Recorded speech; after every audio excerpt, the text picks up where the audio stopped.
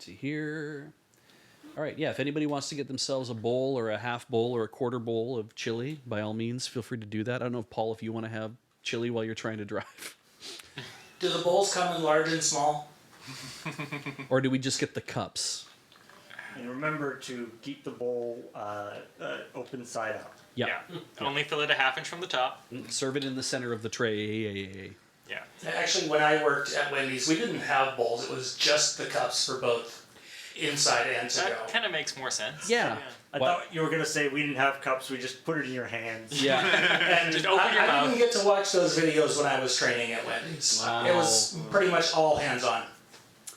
Fair. I remember, I used to like got like chili at like Tim Hortons, and they would, if you got it to stay, they would actually put it in a nice bowl.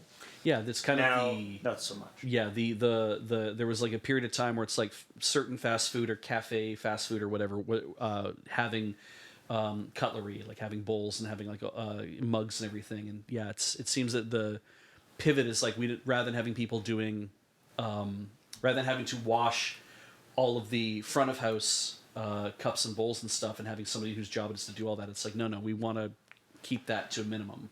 We'll just throw things away. Yeah, we'll just have everyone throw stuff away instead. Because then you don't have to ask if they. You still have to ask if they want to go. I guess 'cause you have to put it in a bag for them. But I like the Tim Hortons downtown here. It has those the stand up things with like 3 different slots to put your for recycling and different stuff. Yeah. Except all 3 slots are labeled garbage. Yes. They're like, you know what? We don't care. Yeah, it's never going to make a difference. Just put it in. Yeah, this is not going anywhere you think it's going. I'm going to get some chili in a little bit. My understanding also is that Wendy's chili is... this is what I was told, is it was like, if you end up making a burger, like if you're frying a burger or whatever, and you lose control of the process...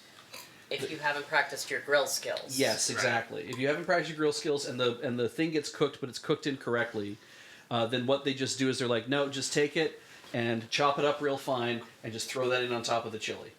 Because it's like... It's some extra meat, I why guess. not? Yeah. Now, that's what I've heard. But I've never heard that from someone who worked at Wendy's. Sean?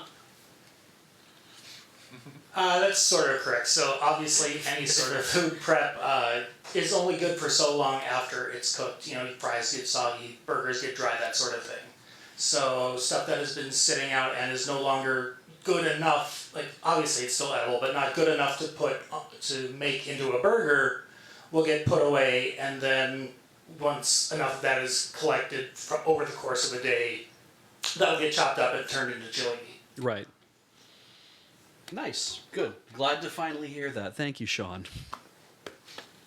Who knows if that's still the case? Like, I mean, Christ, like, they don't make donuts at Tim Hortons anymore. Like, that's the thing that blew my mind when I heard that years ago. That was just like, oh, they stopped making donuts at Tim Hortons. It's like, that's literally the job. That's what they're supposed to do. It's like, yeah, no, they get them all produced regionally and they get them all brought in, and then there's like I don't know if they finish them in the store or not. Like, if it's like, yeah, I think there's some sort of we ice them here or something. Back room where they do some sort of work on them. It's where we draw the smiles. Reinflate them, Yeah, exactly. Dunkin' Donuts is the same way. Oh yeah. Where they have the commissary. However, Krispy Kreme does still make their donuts on site, and they are a far superior donut. You get to see the machine push them along the... I have to admit, I do like Krispy Kreme donuts. The conveyor belt it's entrancing. We talk about, we were talking yesterday, or the day before, or whatever, about, Vancouver Island and our eternal shame of not having an IKEA. Yes. And not having an Apple Store. Also no Krispy Kreme. Krispy Kreme, not...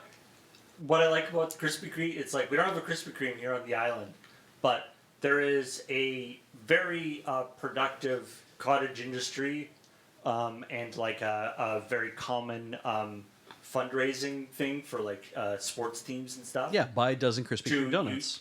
They buy a whole bunch of Krispy Kreme donuts and as early as possible, and then take the first ferry, because there's a Krispy Kreme pretty close to the ferry terminal. Yeah. Oh yeah. In Vancouver. Yeah. Or in Sawatson, and then they take the ferry back over, and then so that they have the freshest possible. The special black market import of. Oh yeah, my god. growing up in Eastern Washington, that was also a thing that happened. And I remember I was in high school and we were supposed to get a Krispy Kreme in my town, and someone leaked the location of where they were building it, so they just decided not to build one for like another 5 or 6 years. Wow, It's like that is vindictive. Steve Jobs releasing the iPhone. They're like, no, you don't deserve a Krispy Kreme.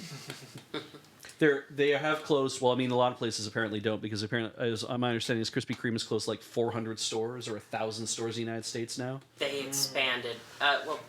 They expanded way too quick. Yeah. And there was quality control issues and not enough people buying the donut. Yeah. They're just the whole 9 yards. I am very lucky though. Krispy Kreme was started in North Carolina. So they will always be there. Yes. Yes. Nice. There's one right up the street from me, and anytime I drive past and see the fresh hot donut light on, You will pull I in will usually stop and get a fresh hot glazed. because that light only comes on when they have just Yep. finished. I see. Yes. Interesting. I never thought I would be in a situation like just recently, Starbucks has been pulling back, Yeah. has been closing a bunch of stores and laying people off and stuff. We lost 2 from the downtown core here already. We lost Yep. 2 and so like the previous thing, where I would walk into work and pass 3 different Starbucks on the way to work, which was very convenient. I'd be like, oh, I want to. Usually, no. What would happen is I would walk by one Starbucks, which would remind me that I want to get Starbucks, and then I could order ahead to the next Starbucks. And now that's completely gone. Yeah. I am poor and Starbucks deprived. Oh well. Aw. Also, I believe the But I never thought I'd be like, wow, there isn't a Starbucks nearby. and How odd. the first Starbucks in Canada to unionize is the one that's up near Mayfair Mall. And my understanding right now is baristas are on strike. I was going to say, that, Yeah.